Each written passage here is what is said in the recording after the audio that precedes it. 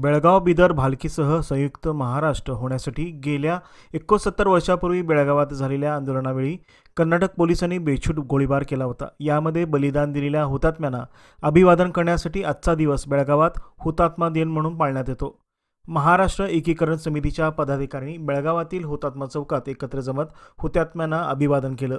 यानंतर महाराष्ट्र सरकारने सर्वोच्च न्यायालयात सीमावादासंदर्भात आपली बाजू भक्कमपणे मांडावी यासाठी पहिल्यांदाच कोल्हापूरच्या जिल्हाधिकारी कार्यालयासमोर महाराष्ट्र एकीकरण समितीसह कोल्हापुरातील सर्वपक्षीय नेत्यांनी धरणे आंदोलन छेडले।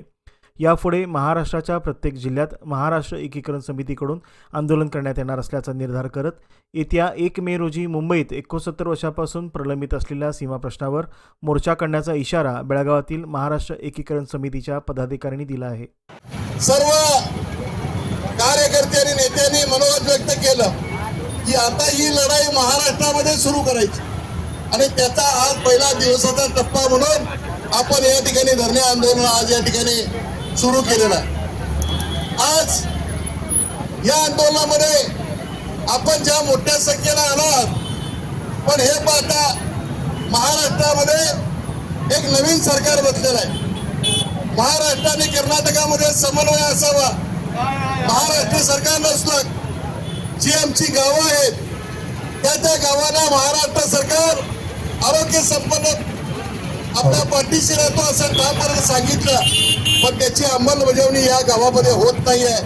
हे एक दुर्दैव आहे। तरी सरकारच्या वतीने सरकारने जी आपली वकिलांची फौज नेमलेली आहे, या वकिलांनी त्वरितपणानं या ठिकाणी आपली म्हणणं मांडावं यासाठी आम्ही आज सर्वजण एकत्र होतो।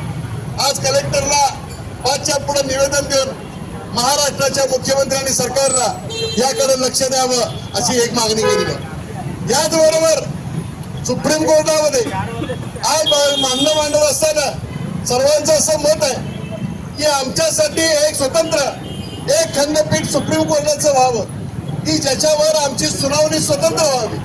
ज्या न्यायालयाच्या समोर आमची सुनावणी असेल त्या न्यायालयाच्या समोर आमची बाजू मांडत असताना दुसरी तारीख न मिळता फक्त आमचाच हा सीमा प्रश्न जो आहे, ज्यांना आम्हाला महाराष्ट्रामध्ये यायचं आहे, बेळगावच्या निपाणीच्या सर्व लोकांना महाराष्ट्रामध्ये यायचं आहे, याची एक प्रकारची जर सुनावणी झाली तर या पद्धतीनं न्याय मिळण्यासाठी चांगली भूमिका होईल।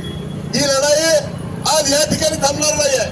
ही लढाई कोल्हापुरामध्ये सुरू झाली, सांगलीमध्ये होईल, साताऱ्यामध्ये होईल, पुण्यामध्ये होईल आणि अंतिम क्षणाला या महाराष्ट्राची राजधानी मुंबईमध्ये आम्ही मोठ्या प्रमाणे मराठी माणसाची एक धडक देणार आहोत, त्याची आज ही सुरुवात आहे। आज या आंदोलनाला कर्नाटकच्या सरकारला पण आम्ही दाखवून देणार आहोत की महाराष्ट्रामध्ये अनेक वेळा ज्या वेळेला अन्याय झाले त्या वेळेला आम्हाला कोल्हापूरकरांना सगळ्यांना जेवढा प्रयत्न करता येईल तेवढा आम्ही तुमच्या बॉर्डरवरून येऊन काम करण्याचा प्रयत्न केलाय।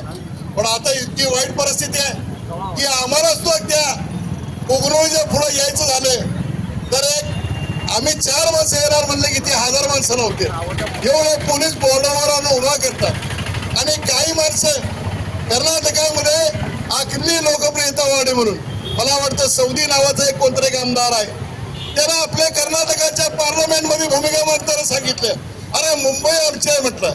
अरे मुंबई का तुझ्या बाची नाही आहे, बेळगाव पण तुझ्या बाचं नाही आहे, हे आमचं आहे, निपाणी आमचे आहे, नको ते करायचं आणि त्याबाबतची आपली भूमिका स्पष्ट करायची। ही भूमिका आजपर्यंत आम्ही सहन केलेली नाही आणि सहन करणार नाही।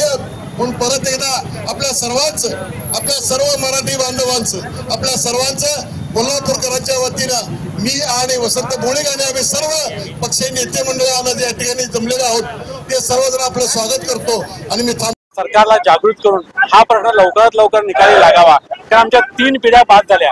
आम्ही आज कोल्हापुरातून सुरुवात करतो। याचा पुढचा कार्यक्रम आमचा प्रत्येक महिन्यामध्ये एका जिल्ह्यात जागृती निर्माण करण्यासाठी म्हणून आम्ही अशा प्रकारचे आंदोलन करणार आहोत आणि त्या दृष्टीनं याच्यानंतर सांगली, सातारा, पुणे आणि शेवटी 1 मेला मुंबई इथं हा कार्यक्रम घ्यायचा आमचा विचार आहे. कारण 1 मे हा महाराष्ट्र दिन म्हणून संपूर्ण महाराष्ट्र साजरा करते, परंतु आम्हाला ते भाग्य लाभलेलं नाहीये. ते भाग्य आम्हालाही लाभावं या दृष्टीने आम्ही ही मागणी घेऊन मुंबईला जाणार आहोत आणि हा प्रश्न लवकरात लवकर सोडून घ्यावा अशी आमची इच्छा आहे. तर आम्ही महाराष्ट्राच्या विरोधी पक्षांना, सत्ताधारी पक्षांना विनंती करू इच्छितो, आम्हाला केंद्र शासितचा मुद्दा नको आहे. आम्हाला कायमचं याच्यातून मुक्त व्हायचं आहे. जे काय हे चालू आहे हे थांबलं पाहिजे. यासाठी देखील आम्ही विनंती करावं. केंद्र शासितची मागणी आम्ही केली होती जेव्हा आमच्या आमदारांना आणि महापौरांना काळं पासलं होतं बेंगलोरमध्ये. त्यावेळी आम्ही मागणी केली होती की आम्हाला केंद्र शासितचा मुद्दा द्या. त्यावेळी सुप्रीम कोर्टानं म्हटलं की मूळ तुमचा प्रश्न जो आहे तीच सुनावणीला आपण घेतो आणि तुमचा अर्ज हा केंद्र शासितचा बाजूला ठेवले. म्हणून तो केंद्र शासितचा अर्ज बाजूला आहे. तर महाराष्ट्राच्या सर्व पक्षांना आम्ही विनंती करतो कुणीही केंद्र शासितची मागणी करू नये. हा प्रश्न मुळात आपण एकदा सोडून घेऊया. ही मागणी करण्यासाठीच आम्ही इथं आलेलो आहोत. आणि दुसरं, कोल्हापूर तुम्ही म्हणाल की पहिला आंदोलनाचं ठिकाण का केला, तर कोल्हापूरची जनता सतत आमच्या मागे आहे. जर 73 सालची दंगल जी कोल्हापूरला पेटली होती ती जर बघितलं 1 महिन्यावर, तर कोल्हापूर आपल्या पाठीमागे असल्यामुळे आम्ही कोल्हापूर पासूनही सुरुवात करायची ठरवले. कारण कोल्हापूर, सातारा, सांगली या भागातूनच आम्हाला मोठ्या प्रमाणात पाठिंबा आहे आणि ही जनता आमच्या मागे सतत आहे. ही कळकळीची विनंती करण्यासाठी आम्ही महाराष्ट्रातल्या जनतेला आलो.